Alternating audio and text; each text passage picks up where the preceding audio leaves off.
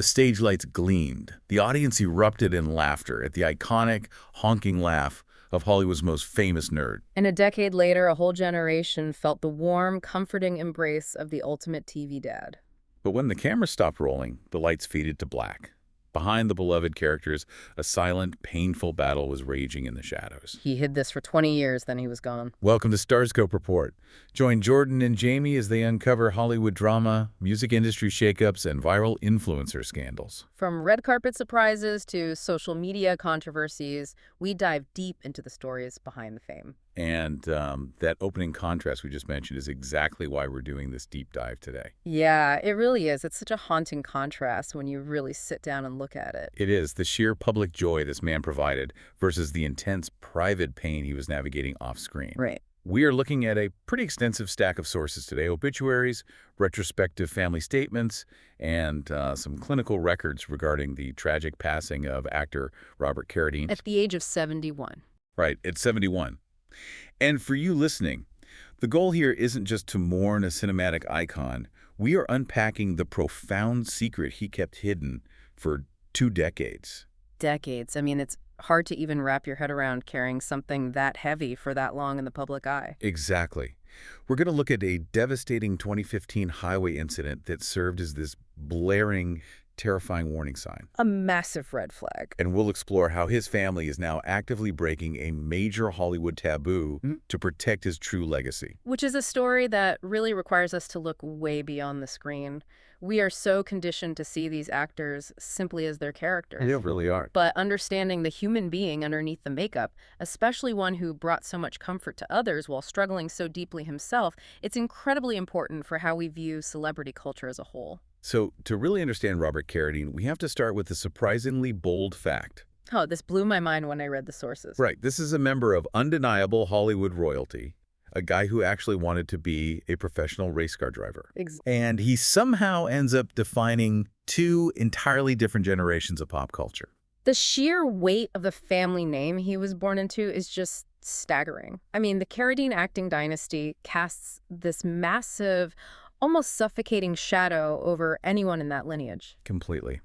Robert was the youngest son of Golden Era titan John Carradine. A literal legend. We are talking about a man with over 300 film credits. Including absolute classics like The Grapes of Wrath. Yeah. So Robert was brother to David, Keith, and Christopher. But looking through the biographical sources, the standout detail is that Robert didn't even want to be an actor. No, not at all. His first love, his true passion, was cars. Yeah, he wanted to be behind the wheel. And he actually lived out that dream for a while. He raced professionally at the 24 Hours of Daytona with a team that included Paul Newman. Think about the kind of personality it takes to thrive in professional endurance racing. It's intense. Very intense. It requires this hyperfocus, a real comfort with high-stakes risk, and a very grounded mechanical reality. Right. That is the polar opposite of the chaotic, emotionally performative world of a Hollywood film set. It really is. And when you look at the grueling reality of his early childhood, it makes perfect sense why he might have been reluctant to enter the family business. Oh, absolutely. The sources outline a pretty turbulent upbringing. Very turbulent. Yeah. His parents divorced when he was just 2 years old. Right? And that led to a notoriously bitter, highly publicized custody battle. It was messy. It was.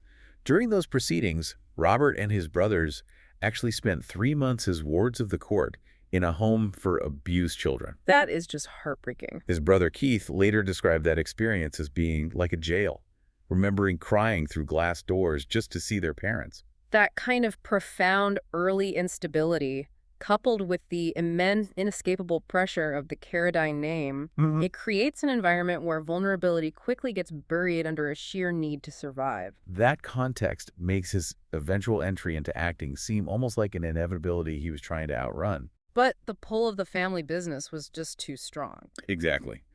At 18, he was pushed into his film debut by his brother David for the 1972 movie The Cowboys. Starring alongside John Wayne. Right.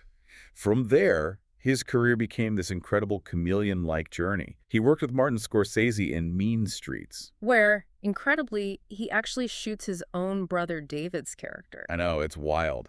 He was in the Oscar-winning film Coming Home, and there is this fantastic, almost unbelievable story from the set of The Big Red One with Lee Marvin. Oh, that story is legendary in Hollywood circles because it perfectly encapsulates the era. It really does. So Robert got severe food poisoning while filming. Right. And instead of shutting down production or calling a doctor, Lee Marvin, this legendary tough guy, forces Robert to drink a double shot of liqueur. This is classic old Hollywood. Literally tucks him into bed and kisses him on the forehead. Which paints such a vivid picture of a guy who could hold his own with the absolute titans of the industry. Yeah, he was adaptable. He didn't actively seek the prestigious, dramatic leading man status that maybe his older brothers did, but his niece, Martha Plimpton, later went on record saying he was arguably the best actor of the entire bunch. Wow. He just had this quiet, undeniable competence. But despite that gritty anti-hero start working with Scorsese and Lee Marvin, he hits two massive cultural peaks in completely different lanes. This is the crazy part. First, 1984's cult classic Revenge of the Nerds. Yes. He played Lewis Skolnick, the idealistic, brainy misfit with that unforgettable honking laugh. It's iconic. And to prepare for the role, he actually went undercover at the University of Arizona. During Rush Week, right. Yeah, exactly. During Rush Week, he went through the actual Rush process, and not a single fraternity picked him. That level of method preparation for a broad comedy is brilliant. He later said that rejection proved to him he was absolutely perfect for the part. He found the core of that character by actually experiencing the social ostracization. And it paid off massively. He became the face of the lovable underdog for an entire decade. Then, jump to the 2000s millennial era. A total pivot. He pivots entirely and plays Sam McGuire on Disney Channel's Lizzie McGuire. 65 episodes and a theatrical movie. He essentially became the face of the stable, supportive Disney dad. If we connect this to the bigger picture, it's a beautiful, poignant irony. It really is.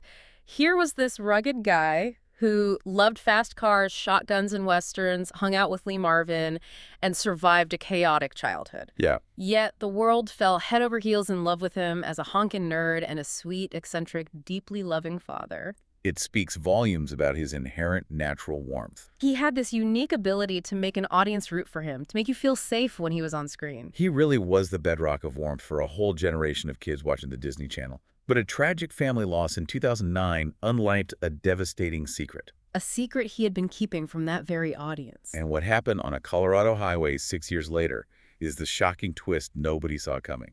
We'll unpack that next. It completely reframes everything we just discussed about his career and his public persona. If you're loving these Hollywood twists, make sure you're subscribed.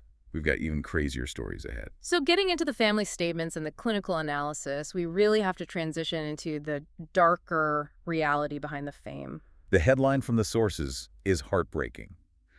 Robert Carradine hit a severe mental health battle for 2 decades, which culminated in a terrifying, near-fatal incident.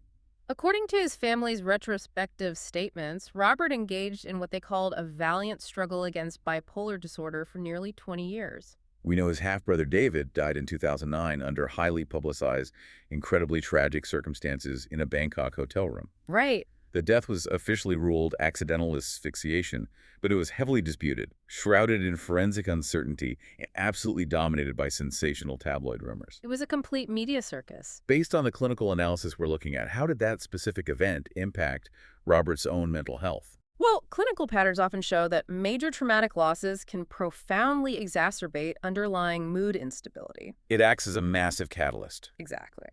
For Robert, the sheer grief, combined with the grotesque public spectacle surrounding David's death, became a major inflection point. That makes a lot of sense. It was right around this time, between 2009 and 2010, that his previously private struggle transitioned into a formal clinical diagnosis. The stress of that public mourning period likely fractured whatever coping mechanisms he had been using up to that point. And managing those intense manic and depressive cycles while contractually obligated to be an upbeat, energetic actor, I can't even imagine. Think about the sheer effort required to show up on set, hit your marks, deliver comedic timing, and make people laugh, all while trying to mask that kind of internal psychological storm. The duality is agonizing. Has to be. The depressive phases are profoundly isolating, but the manic phases in Hollywood are dangerous because they are so often misidentified as just creative eccentricities or actorly passion. Right, the industry almost rewards the manic energy. While completely ignoring the inevitable crash that follows.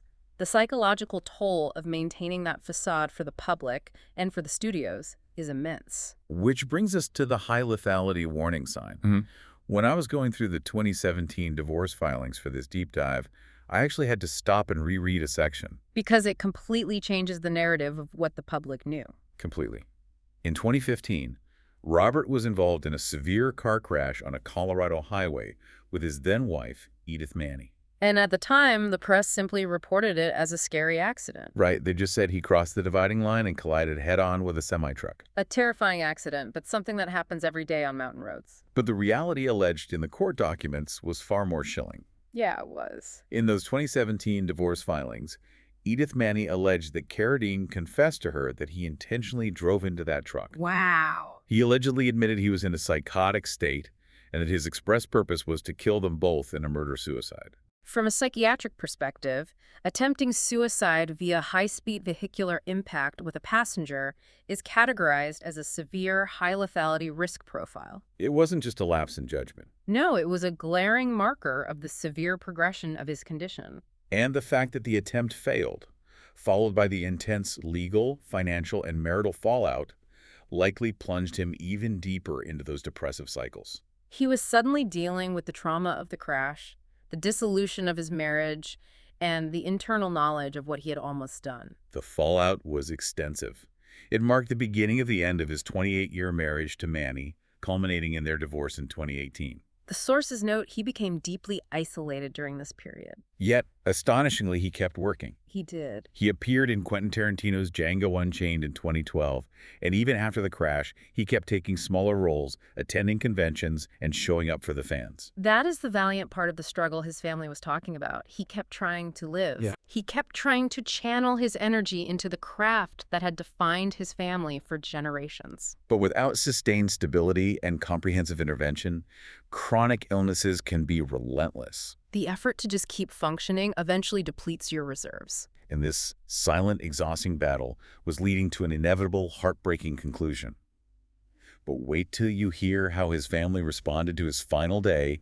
It broke one of Hollywood's oldest unwritten rules. Stay tuned and hit that subscribe button so you don't miss what's coming next. We are looking at the final chapter here, and it is a moment that genuinely changed the conversation around celebrity passing. It was a precedent-setting moment of radical honesty. Looking at the somber facts provided by the Los Angeles County Medical Examiner, on February 23, 2026, Robert Carradine died at the age of 71. Yeah. The cause of death was officially ruled as suicide. The clinical findings state that he suffered an anoxic brain injury due to hanging. The medical examiner used the term sequelae in the official report, which is really just a clinical way of saying that the initial injury set off a tragic chain reaction in his body. An anoxic brain injury means a total deprivation of oxygen to the brain. Exactly. The use of the word sequelae indicates that Robert didn't die instantly at the scene. He was discovered, resuscitated, and rushed to a hospital. Meaning the family likely endured a deeply distressing vigil in a critical care environment. They would have been by his side while he was on life support until his body ultimately succumbed to the multi-system failure caused by that initial lack of oxygen. It is an unfathomable loss for his loved ones. You are sitting in that sterile hospital room, watching the machinery breathe for someone who has been a towering presence in your life. Knowing the battle has finally come to an end. The public reaction was immediate, and the sheer volume of emotional tributes really highlighted how beloved he was. It was pouring in from everywhere. Hilary Duff wrote an incredibly touching tribute saying, "This one hurts. There was so much warmth in the McGuire family, and I always felt so cared for by my on-screen parents." She openly stated that her heart ached, knowing he was suffering so much in private. Jake Thomas, who played his son Matt on the show, called him family. He noted that Robert was pragmatic, eccentric, and honestly one of the coolest guys you could ever meet. And if you look at the familial tributes, they strongly push back against the tired cliché of the tortured artist. They really do.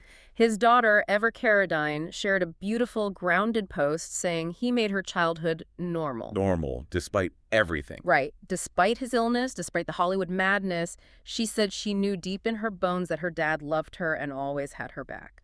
That is a testament to how hard he worked to shield his family from the worst of his internal struggles. But the truly unprecedented part of this story was the family's official statement to Deadline. Historically, Hollywood covers up suicides. Always. It is an industry built on image. Publicists use euphemisms like died suddenly or passed away peacefully at home. But the Carradine family, with his brother Keith acting as the spokesperson, explicitly named his suicide. And they didn't stop there. They explicitly named his nearly 2-decade battle with bipolar disorder. Which forces us to ask why. Why did they choose to be so starkly, painfully honest in their moment of deepest grief? The answer is that they understood the power of the narrative. Let me read Keith Carradine's exact quote because it's so powerful. Please do. He said, "We want people to know it, and there is no shame in it. It is an illness that got the best of him, and I want to celebrate him for his struggle with it and celebrate his beautiful soul." An illness that got the best of him. That phrasing completely shifts the paradigm. It really does. By explicitly stating the cause and naming the disease, they achieved several crucial things.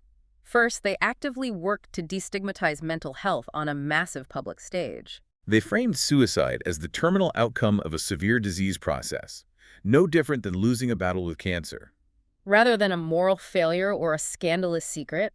And second, and perhaps more intimately, they proactively prevented the decade of wild, invasive tabloid speculation that surrounded David Carradine's death. They took absolute control of Robert's narrative. They refused to let the tabloids turn his death into a mystery or a circus. They shifted the entire public discourse from a frenzy to a story of a valiant battle against a chronic, invisible illness. And the beautiful contrast in all of this is that because the family was so honest about the darkness, the tributes didn't have to focus on it. Exactly. The public conversation immediately pivoted to painting a picture of a kind, non-judgmental, deeply decent man. His illness was properly contextualized as just an adjunct to his character. It was a battle he fought on the side. It wasn't the entirety of who he was. He was a musician, a passionate race car driver, a supportive father, and a beloved, versatile actor. It is a profoundly moving way to honor someone.